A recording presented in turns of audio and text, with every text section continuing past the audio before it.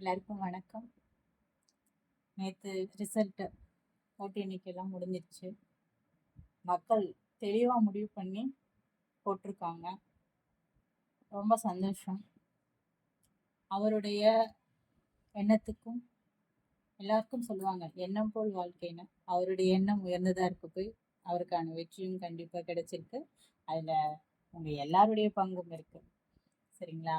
அதனால் ஓட்டு போட்ட 1,72,00,000 பேருக்கும் என்னுடைய பணிவான வணக்கங்கள், நன்றிகள். சரிங்களா? இனிமேல் நடக்க போகிற ஆட்சி அப்படிங்கிறது நல்ல ஆட்சியாக இருக்கட்டும். நமக்கெல்லாம் நல்லதே நடக்கட்டும். நம்ம எல்லாருமே அதான் எதிர்பார்த்தோம். நமக்கு நல்லது செய்யக்கூடிய ஒரு ஆட்சி வேணும்னு எதிர்பார்த்தோம். அதை நம்பி ஒருத்தருக்கு கொடுத்துருக்கோம். அவர் நமக்கு நல்லது செய்வாருன்னு நம்ம நம்புகிறோம். நம்ம நம்பிக்கை என்றைக்குமே வீண் போகாது. மக்கள் தீர்ப்பு மகேசன் தீர்ப்புன்னு சும்மா சொல்லலைங்க. கண்டிப்பாக நல்ல விதமான தீர்ப்பு தான் மக்கள் கொடுத்துருக்காங்க. அவர் நல்லபடியாக ஆட்சி அமைச்சு நல்லபடியாக நமக்கான எல்லா நல்லதுகளும் செய்யணும் அப்படின்னு நம்ம எதிர்பார்ப்போம். எதிர்பார்ப்பு என்றைக்கும் வீணாக போகாது.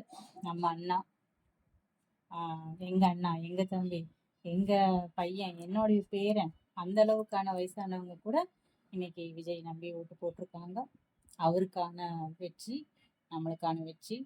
கண்டிப்பாக நல்லதே நடக்கும். இந்த அளவுக்கு நம்மளுடைய சந்தோஷத்தை எப்படி வெளிப்படுத்துறதுன்னு தெரியாமல் நிறைய பேர் கொண்டாட்டத்தில் தெளிச்சிட்டு இருக்காங்கன்னு தான் சொல்லணும். நல்லா தூங்கும்போது மணி 1:45. ஏன்னா கடைசி வரைக்குமே அந்த 2 சீட்டு ஃபைனலைஸ் பண்ணவே இல்லை.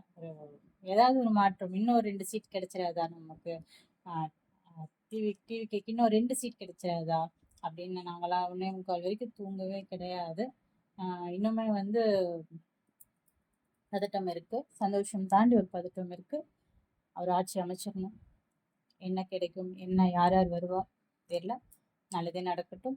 நம்மளை எல்லாருடைய சந்தோஷமும் நிலைக்கட்டும். நன்றி.